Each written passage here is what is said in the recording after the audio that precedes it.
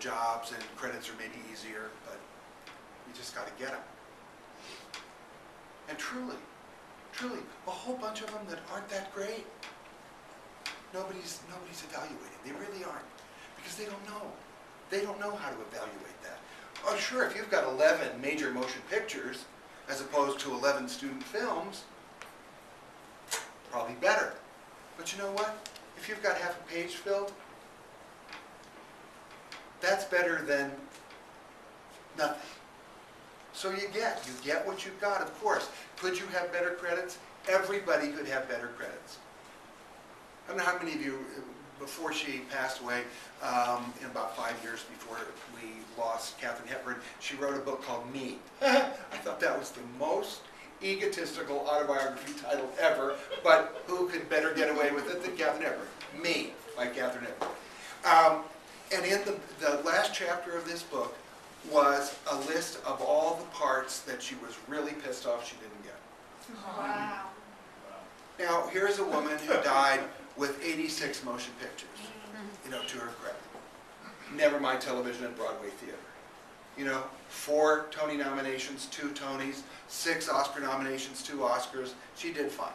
The last chapter of the book, she needed to put down the things that she didn't get and how insufficient she felt her resume was without these things. There's never enough credits. You will never have as fancy a resume as you'd like. There is always more. So just get what you can and go use it and stop making it, because if the resume stops you, then something's wrong with what's happening in the room. Right? Go ahead. And just this, I got another one for you, another bunk for you, which has to do with this day job thing. Like this, I can't take my eyes off my acting career for 1 second, or it might disappear. I can't possibly have a job that I might care about. I've got to stay in this completely crappy waiting tables job that sucks away all my energy, so that I can possibly be available for auditions that I'm not getting. Instead of cultivating a life That's the life. that's a life, and that provides you the economic freedom to take acting class and take a day off work to auditions when you need to, or whatever.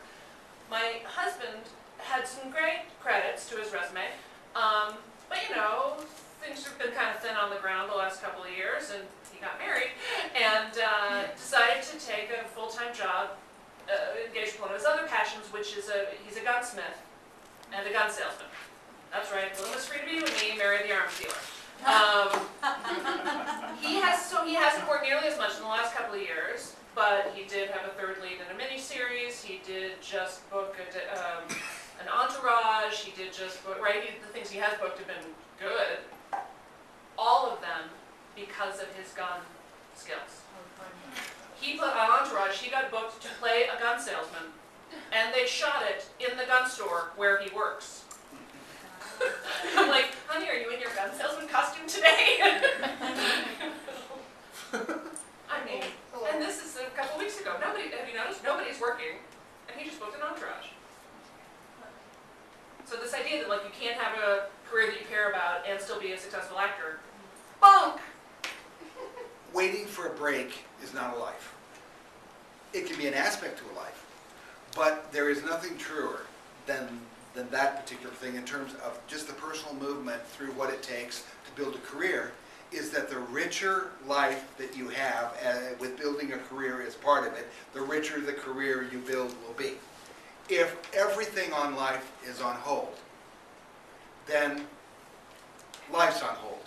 And then you are an actor who comes in with half a life. And that's generally a pretty uninteresting actor. Next. Can I ask a question? Yeah, please. On Reels, I haven't tried in like a year actually to do independent films, and I feel like I'm much more involved now, and I would know how. But back then, I just got stuck with directors that sucked so royally that even when they did get me the copy, I was like, ugh. Do you feel like it's just trusting that eventually you'll meet people that? Wait a minute, I'm not following what this has to do with reels. Oh. I missed that. To get a reel. Yeah. And do independent films for free and all this stuff. Yeah. Do do you think it just comes down to trusting that you'll finally work with people that have talent so that the piece doesn't suck? Ooh, Because there's about 4 pieces of bunk in there. I know, I knew there was, so I Yeah. just said it. Of course, we want to work with more and more, with people who are rich, but if our reels are dependent on working with good people, then we don't have a good editor. Because I have yet to see film that something cannot be pulled from. That there isn't some reaction, some moment, even if you're just enriching your montage, even if you were working with the worst director in the history of the world. And I have a couple of times done that. There is still something to be pulled from that. The fact that you're disappointed does not necessarily mean that the editor has to pull disappointing footage. The fact that you'd like to work with better people does not have to translate to your reel. Now, does it affect the length of what you can use? Sure. Because it may just be a second that you can pull because the rest of it is really so bad, right? And it often is a lot of other things besides directors in lower budget films or student projects that make it less than usable. On the other hand, what has also happened is that because of YouTube, we no longer have the same demands in a reel that we once did. Because the moment you put something on YouTube and on video, people will accept all kinds of things that they used to not. Things used to need to look like what we used to call, it needs to look network. If it doesn't look network, don't put it on your reel. Today, you can put any damn thing on your reel, and as long as it's worth watching for some reason. And that's because YouTube has conditioned us all to watch anything. You'll watch anything for a laugh or for a tear.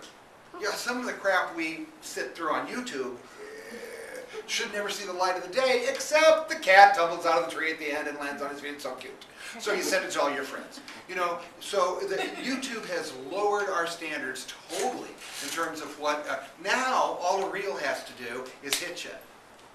All a reel has to do is move you. So any clever editor can pull stuff. Now, does it mean it's just 20 seconds worth of stuff? Could be. Could be. But 20 fun seconds is better than nothing.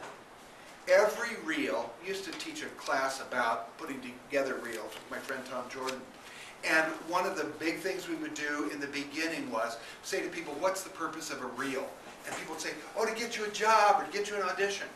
And Tom would say, no, the purpose of a reel is to get more footage for your reel. That's really all it's for, is to get you another job to put on your reel so you can take that shit out and put new stuff. You know, and then you work all that up to your AFI tribute reel. Because that's what, and Jack Nicholson is sitting there watching the 12 minutes they selected out of his career going, oh, I wish I had some better stuff. You know, because we're always trying to improve our reel. So the trick is to put the best damn reel together that you can, stop whining about the directors that you unfortunately work with, and just hope they aren't out whining about you. You know, because they're well, you know what they're saying at the director workshop. The director that she's disappointed in is saying, God, if I only work with some good actors. Well, they are. You know, because that's the nature of this. We always want to be doing better and better. So whatever you got, there's always a way. This is, show business is, you know, the mystery of the illusion.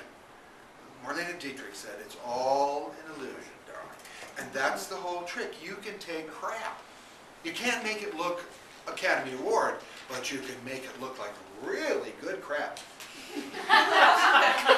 Well, because that's what editing and music and, you know, effects can do. And we now have all that at our disposal. You used to have to pay through the nose for that. Now you got a friend with a computer with a few skills, and you can do a really darn exciting reel as long as they've got a few little computer skills.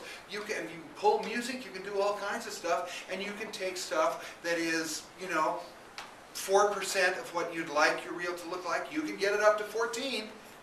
Can't get it to 94, but it's better than 4. So just, you know, let yourself get past the fact that it was disappointing. It wasn't as good as I wanted it to be. I'm not sure anything ever, oh, well, some things. There are some experiences that show this really are as good as you hope, but a lot of it's not. And so you go, okay, I would love to have been with a more inspiring director.